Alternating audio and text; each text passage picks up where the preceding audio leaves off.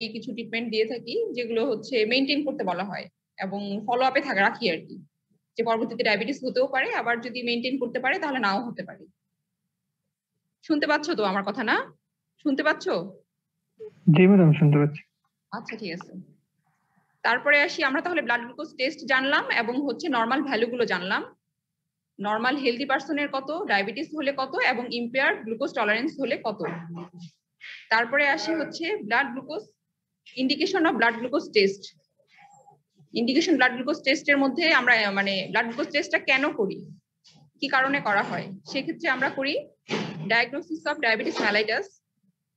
ডায়াগনোসিসের কিছু ডিজিজ ডায়াগনোসিসের জন্য করি। 1 নম্বরেই আসবে ডায়াবেটিক মেলাইটাস। 2 নম্বরে ইম্পেয়ার্ড গ্লুকোজ টলারেন্স। একজন হচ্ছে নরমাল নাকি হচ্ছে ডায়াবেটিস হয়ে গেছে, তার মাঝামাঝি কন্ডিশনে আছে কিনা সেটার জন্য জানার জন্য আমরা হচ্ছে ব্লাড গ্লুকোজ টেস্ট করে থাকি। তারপর জেস্টেশনাল ডায়াবেটিস, যেটা প্রেগন্যান্সিতে করে থাকি, প্রেগন্যান্সির সময় হয়, পরে ভালো হয়ে যেতে পারে নাও হতে পারে, সেটাকে বলা হয় জেস্টেশনাল ডায়াবেটিস। তারপরে আরো একটা টার্ম আছে হাইপারগ্লাইসেমিয়া সিন গ্লাইকোসুরিয়া। এই কন্ডিশনটা কখন ডেভেলপ করে, যাদের ক্ষেত্রে হচ্ছে আনকন্ট্রোলড ডায়াবেটিস আছে, যারা ডায়াবেটিস কন্ট্রোল করতে পারে না ঠিক মতো করে, তাদের ক্ষেত্রে এটা দেখা যায় হাইপারগ্লাইসেমিয়া সিন গ্লাইকোসুরিয়া, এটা একটা টার্ম আছে। এই ক্ষেত্রে কি হয়, হাইপারগ্লাইসেমিয়া সিন গ্লাইকোসুরিয়াতে কি হয়, রেনাল থ্রেশহোল্ড লেভেলটা, এই লেভেলটা হচ্ছে বেড়ে যায়, প্লাজমার গ্লুকোজের রেনাল থ্রেশহোল্ড লেভেলটা বেড়ে যায়। কিন্তু ইউরিন যদি আমরা টেস্ট করি সেক্ষেত্রে কিন্তু নর্মাল পাবো। সেই ক্ষেত্রে দেখা গেছে যে যাদের হচ্ছে আনকন্ট্রোল ডায়াবেটিক মেলাইটাস আছে, তাদের ক্ষেত্রে হাইপারগ্লাইসেমিয়া সিন গ্লাইকোসুরিয়া কন্ডিশনটা দেখা যায়। এতটুকু জানলেই হবে যে আনকন্ট্রোল ডায়াবেটিসে এটা হয়। তাহলে ইন্ডিকেশন জানলাম, ব্লাড গ্লুকোজ টেস্টে ইন্ডিকেশন জানলাম। এখন আরো কিছু জানতে হবে যে ওজিটিটি আমরা কখন করতে দিব, আর হচ্ছে এটার প্রিপারেশন কি, কিভাবে একটা রোগীকে প্রিপেয়ার করতে হবে। সেক্ষেত্রে হচ্ছে ওজিটিটি আমরা করতে দিব তখনই যখন দেখা গেল যে তার ব্লাড গ্লুকোজ লেভেলটা হচ্ছে নর্মালও না, আবার হচ্ছে ডায়াবেটিসও হচ্ছে না, তাদেরকে আমরা ওজিটিটি করতে দিই। কনফিউজড, ডায়াবেটিসও বলতে পারতেছি না, নর্মালও বলতে পারতেছি না, কনফিউজড ব্যক্তির ক্ষেত্রে আমরা ওজিটিটি করতে দিব। সেই ক্ষেত্রে কি করতে হবে, যার আমরা ওজিটিটি করব তাকে নর্মাল ডায়েটে রাখতে হবে অ্যাটলিস্ট 3 দিন, 3 ডেজ রাখতে হবে, এবং হচ্ছে ফাস্ট ওভারনাইট, আগের দিন মানে যেদিন টেস্ট করা হবে তার আগের দিন রাতে সে হচ্ছে ফাস্টিং থাকবে, ওভারনাইট থাকবে 10 থেকে 16 ঘন্টা। সেক্ষেত্রে কি করব, সেক্ষেত্রে ব্লাড গ্লুকোজটা আমরা কালেক্ট করব এবং করসপন্ডিং ইউরিন স্যাম্পলটাও কালেকশন করব। করার পরে ফাস্টিং আমরা কালেক্ট করলাম ব্লাড প্লাস হচ্ছে ইউরিন স্যাম্পল, দেন হচ্ছে 75 গ্রাম গ্লুকোজ দিলাম, 250 থেকে 300 ml পানির সাথে মিক্সড করে খাওয়াই দিলাম। তারপরে আমরা আবার আমরা ব্লাড স্যাম্পল এবং হচ্ছে ইউরিন স্যাম্পল কালেকশন করব। 2 ঘন্টা পরেও করতে পারি অথবা হাফ আওয়ারলি ইন্টারভেল 2 আওয়ার করতে পারি। ম্যাক্সিমাম ক্ষেত্রে 2 আওয়ার আফটারই করা হয়, কেননা হাফ আওয়ারলি করলে দেখা গেছে যে 3-4 বার ব্লাড কালেকশন করতে হচ্ছে, পেশেন্টের জন্য হ্যাজার্ড। এই জন্য ফাস্টিং এর পরে 2 আওয়ার আফটার আমরা করে থাকি, ব্লাড কালেকশন করে থাকি। তারপরে হচ্ছে আমরা ব্লাড গ্লুকোজ লেভেলটা দেখবো, দেখে বুঝবো যে সে হচ্ছে ডায়াবেটিস, মানে ওজিটিটি করার পরে শিওর হব, তাকে শিওরলি বলতে পারবো যে সে নর্মাল নাকি ডায়াবেটিস নাকি আইজিটি এর মধ্যে আছে, এবং সেই অনুযায়ী আমরা তাকে ইনশিওর করব, সেই অনুযায়ী ট্রিটমেন্ট দিব। তাহলে ব্লাড গ্লুকোজ টেস্টের মধ্যে ওজিটিটা কিন্তু খুব গুরুত্বপূর্ণ। এটা কিন্তু মানে পরীক্ষায় আমরা সবচেয়ে বেশি ধরে থাকি এই ব্লাড গ্লুকোজ, মানে এই আইটেমের মধ্যে ওজিটিটা কিভাবে করা হয়, ঠিক আছে। আর নর্মাল ভ্যালুগুলো ধরা হয়, ইন্ডিকেশন ব্লাড ধরা হয়। আর মাঝে মাঝে আরো কিছু কোশ্চেন করা হয়, যেমন হচ্ছে cause of hyperglycaemia, cause of hypoglycaemia, এগুলো আর কি করা হয়। কজ গুলো আমি বলে দিচ্ছি, একবার করে বলে দিচ্ছি, তোমরা জানো, অনেকগুলোই জানো তোমরা। যেমন হাইপারগ্লাইসেমিয়ার ক্ষেত্রে প্রথম যেটা কজ আসবে সেটা হচ্ছে ডায়াবেটিক মেলাইটাস, দেন হচ্ছে ইম্পেয়ার্ড গ্লুকোজ টলারেন্স, প্রেগনেন্সি তোমরা জানো যে এই ক্ষেত্রে ডায়াবেটিস হতেও পারে। তারপরে কিছু প্যানক্রিয়াটিক ডিজিজ আছে, যেমন হচ্ছে প্যানক্রিয়াটাইটিস, হিমোক্রোমাটোসিস, প্যানক্রিয়াটিকটমি। তারপর লিভার ডিজিজে বেড়ে যাবে। আর কিছু এন্ডোক্রাইন ডিসঅর্ডার আছে, যেমন hyperthyroidism, Cushing syndrome, glucagonoma, acromegaly and pheochromocytoma. ঠিক আছে, শুনতে পাচ্ছ তো? না শুনতে পাচ্ছ? আমার কথা শুনতে পাচ্ছ? জি ম্যাডাম, শুনতে পাচ্ছি। আচ্ছা ঠিক আছে। তারপরে এখন কজ অফ হাইপোগ্লাইসেমিয়া বলি। হাইপোগ্লাইসেমিয়ার ক্ষেত্রে এই ক্ষেত্রে হচ্ছে ব্লাড গ্লুকোজ লেভেলটা নর্মাল থেকে 3.5 থেকে 5.5 যেটা বললাম প্রথমে, সেটার থেকে কমে গেলেই আমরা সেটাকে হাইপোগ্লাইসেমিয়া বলবো। খালেকে অবশ্য একটা আছে, একটা কথা আছে যে 2.2 মিলিমোল পার লিটার, মানে এর থেকে কম হলেই কিন্তু হাইপোগ্লাইসেমিয়া মানে বলবো আর কি। এতে এমনি দেখা গেছে যে ল্যাব টেস্ট গুলোতে দেখে থাকি আমরা যে হচ্ছে 3.5 থেকে 3.5 এর নিচে আসলে আমরা হাইপোগ্লাইসেমিয়া বলে দিই। তাহলে কজ গুলো কি কি সেটা জানি।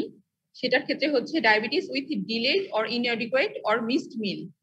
ডায়াবেটিস থাকার পরও কেউ যদি দেরি করে খায় অথবা যদি খুব সামান্য পরিমাণে খাইলো অথবা ভুলেই গেল খাইলোই না, সেই ক্ষেত্রে হাইপোগ্লাইসেমিয়া হয়ে যেতে পারে। তারপর সাথে ডায়াবেটিস আসতে সাথে যদি সে হেভি এক্সারসাইজ করে থাকে, অ্যালকোহল ইনটেক করে, তাহলে হাইপোগ্লাইসেমিয়া হবে। আরো কিছু কন্ডিশন আছে যেমন ওভারডোজ অফ হাইপোগ্লাইসেমিক ড্রাগস। যদি ইনসুলিন বেশি করে নিয়ে ফেলে নর্মাল ডোজের থেকে, তার যতটুকু ব্লাড গ্লুকোজ তার থেকে বেশি ডোজ নিয়ে ফেললো, অথবা যদি ড্রাগস যেগুলো ট্যাবলেট ফর্মে আছে সেগুলো যদি বেশি খেয়ে ফেললো, তাহলে হাইপোগ্লাইসেমিয়া হয়ে যাবে।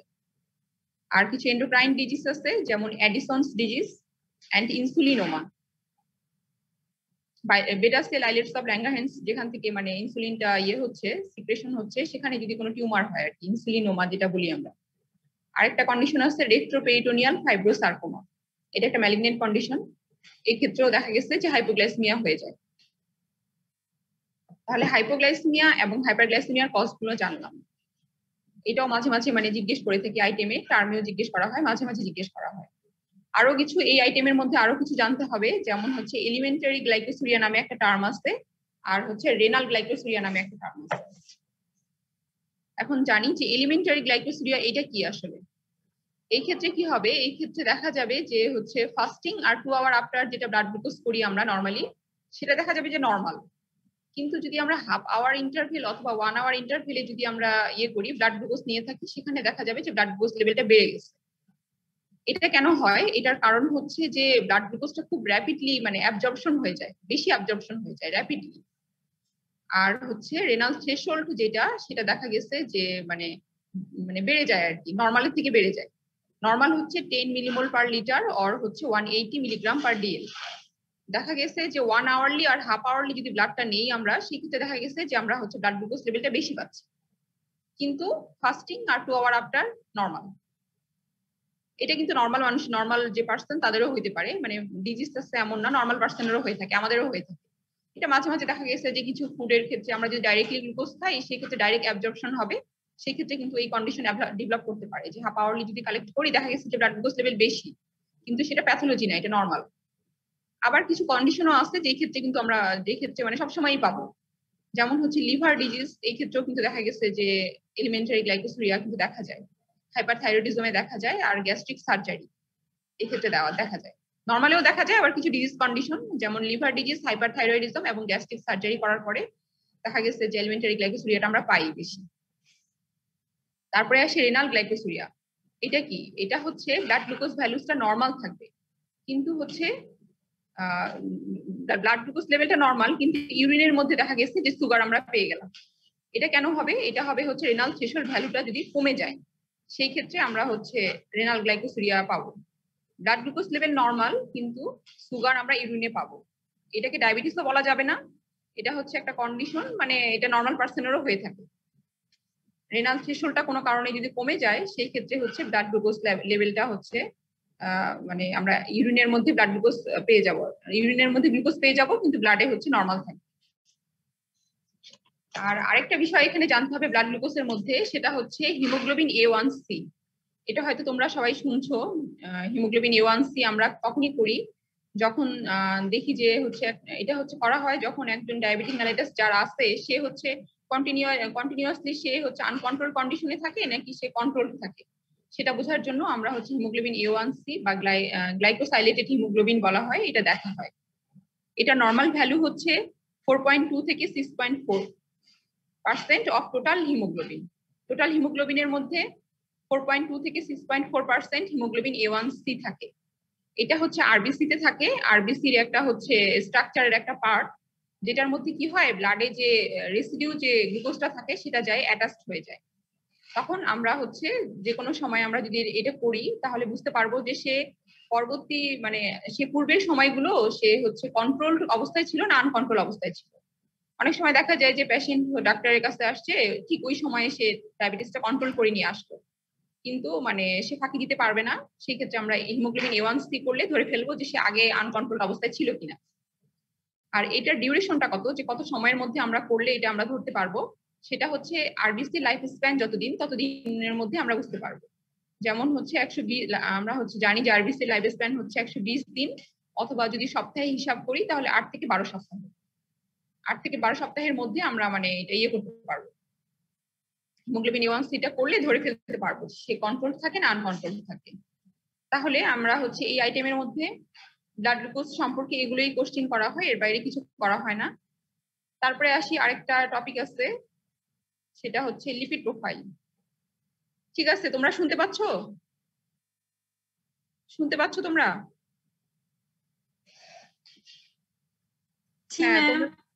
হ্যাঁ, আর হচ্ছে তোমাদের কোনো কোশ্চেন যদি থাকে, এটার উপর কোনো কোশ্চেন আছে কি? ব্লাড গ্লুকোজ টেস্টের উপর কোনো কোশ্চেন আছে কি তোমাদের?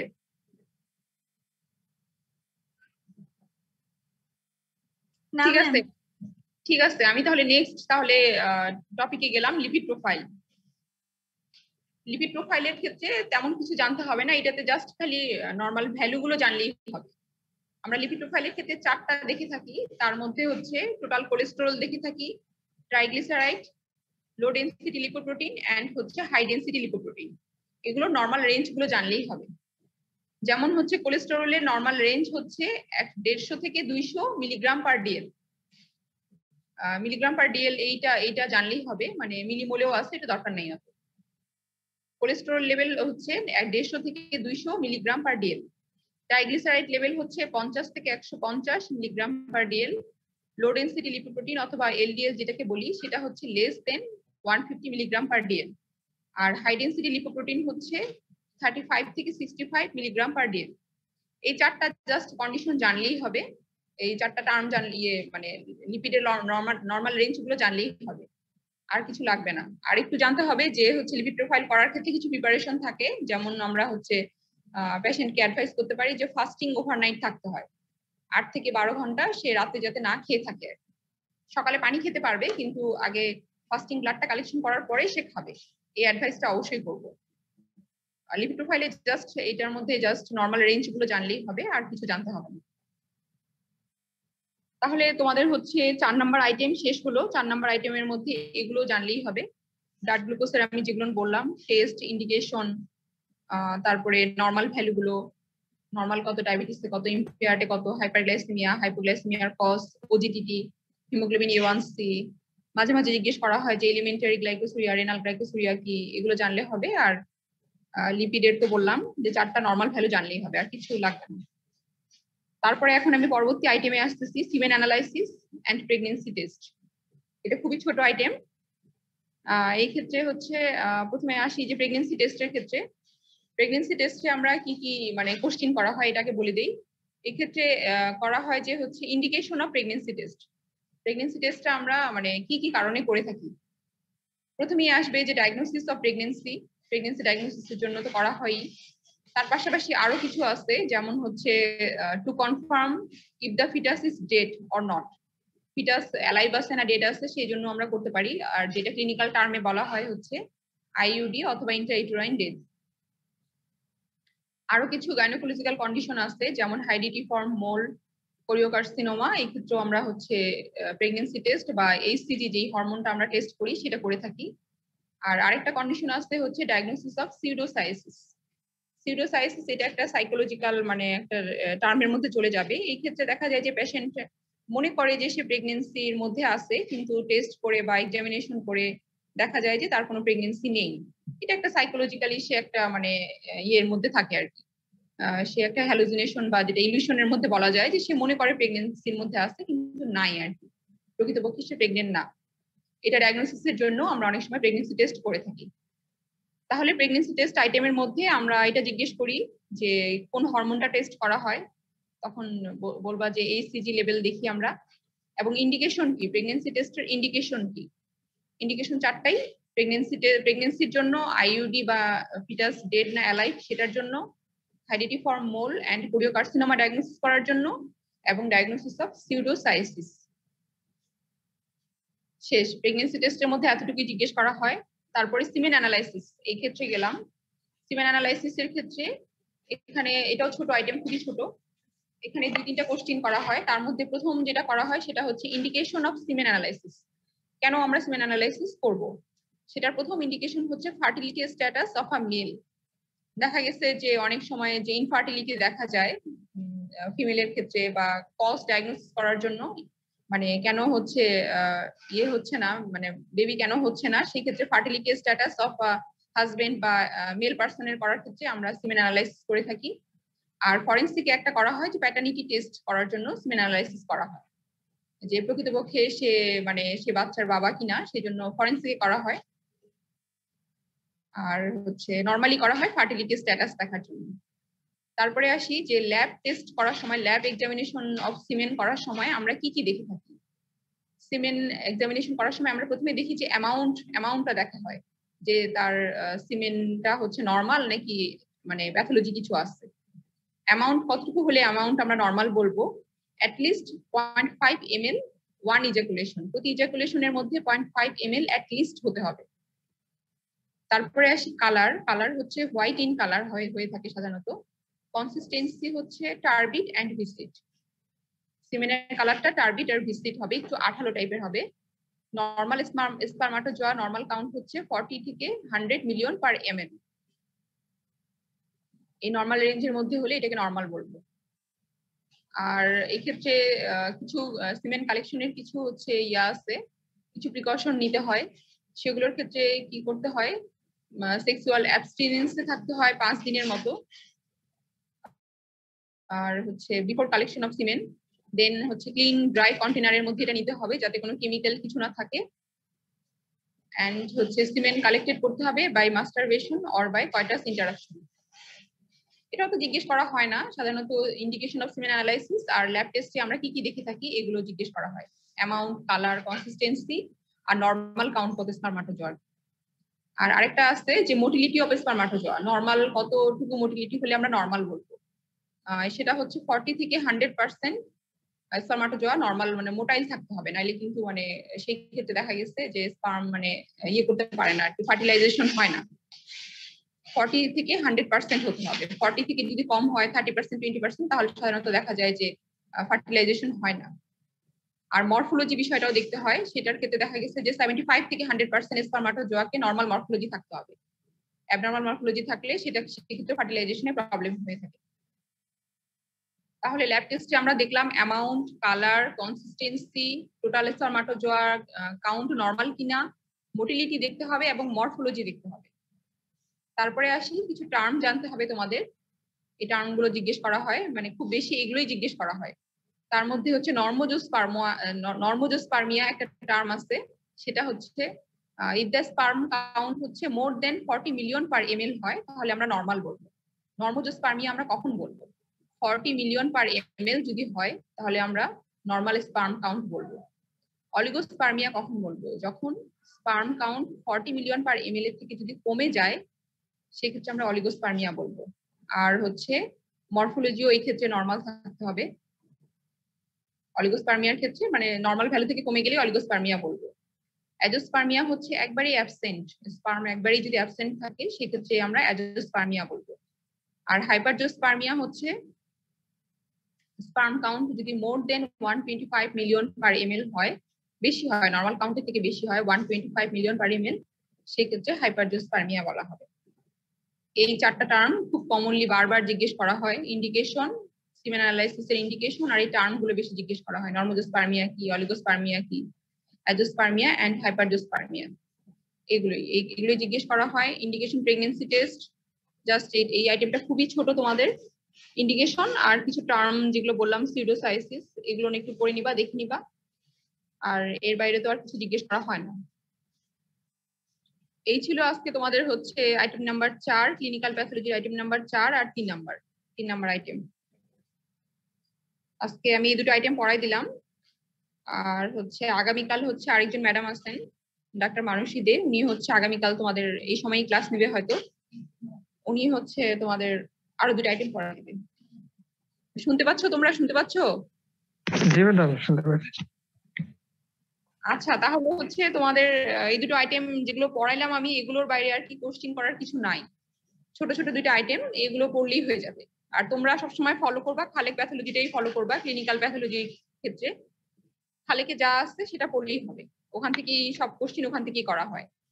আর যেগুলো আমি বলে দিলাম এর বাইরে নতুন কোনো কোশ্চিন নাই, এগুলোই ঘুরে ফিরে এগুলোই করা হবে। ঠিক আছে? জি ম্যাডাম। আচ্ছা তাহলে আজকে তাহলে এই পর্যন্তই থাকলো আর কি। আচ্ছা ম্যাডাম ঠিক আছে। এর মধ্যে আর কিছু আর নাই আর কি পড়ানোর, এগুলো পড়লেই অনেক বেশি অনেক আমাদের ক্লিনিক্যাল প্যাথোলজি থেকে মানে খুব কমই কোশ্চিন করা হয়, অন্যান্য যেগুলো general pathology, haematology, systemic pathology ওগুলো থেকেই বেশি কোশ্চিন করা হয়। ঠিক আছে, তোমরা তাহলে ভালো থাকো, তোমাদেরকে অগ্রিম ঈদ মোবারক দিলাম। আপনাকে ঈদ মোবারক ম্যাডাম। আচ্ছা ঠিক আছে, আজকে তাহলে এখানেই রাখলাম, শেষ করলাম তাহলে ক্লাস। ঠিক আছে? আচ্ছা ম্যাডাম, আসসালামু আলাইকুম। আচ্ছা ঠিক আছে।